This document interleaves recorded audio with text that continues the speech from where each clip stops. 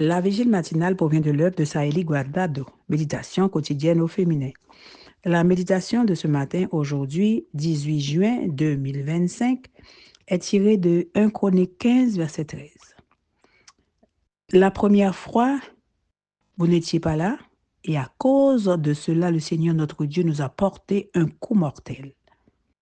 En effet, nous ne l'avions pas consulté selon les règles. Deuxième chance, page 177. Vous est-il déjà arrivé de mal faire quelque chose, ce qui a eu de fâcheuses conséquences? Laissez-moi vous dire que le roi David vous aurait très bien comprise.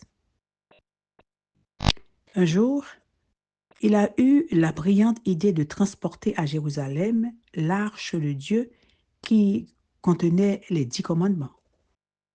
Et l'idée n'était pas mauvaise. C'est la manière dont elle a été réalisée qu'il était. Voyons cela. Les prêtres ne s'étaient pas sanctifiés.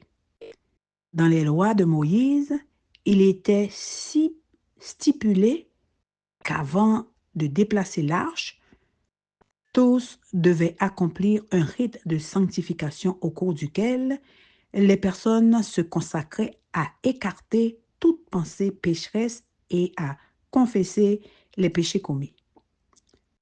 Ce n'étaient pas des Lévites qui conduisaient le char. Rien ne prouve qu'Uza et Ahihud appartenaient à la tribu de Lévi. Selon 1 Chronique 8, il appartenait à la tribu de Benjamin. Les règles de transport de l'arche stipulaient que seuls les Lévites pouvaient déplacer ce meuble sacré ainsi que les autres meubles du sanctuaire. Et tout étranger qui osait s'en approcher devait être mis à mort. Selon Ellen White, Uza a fait preuve de présomption et de manque de confiance en voulant aider à prendre soin de l'arche. Et Dieu a accompli sa parole. L'arche devait être portée par les prêtres sur leurs épaules. Je ne sais pas qui a eu l'idée de transporter l'arche sur un nouveau chariot tiré par des bœufs, mais nous pouvons l'attribuer au roi. Peut-être se souvenait-il que les Philistins avaient utilisé ce moyen de transport pour emmener l'arche et pensait-il pouvoir faire de même. Mais Dieu avait permis aux païens de le faire parce qu'ils ne connaissaient pas les instructions divines, alors que le peuple de Dieu le connaissait.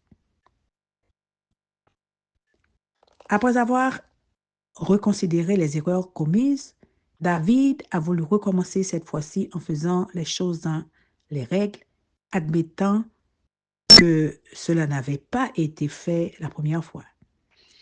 Les prêtres et les Lévites se sont sanctifiés et les Lévites ont porté l'arche sur leurs épaules, comme le Seigneur l'avait ordonné. Cette fois-ci, on s'est réjoui au lieu de se lamenter. La bonne nouvelle, c'est que Dieu a aussi une seconde chance en réserve pour vous.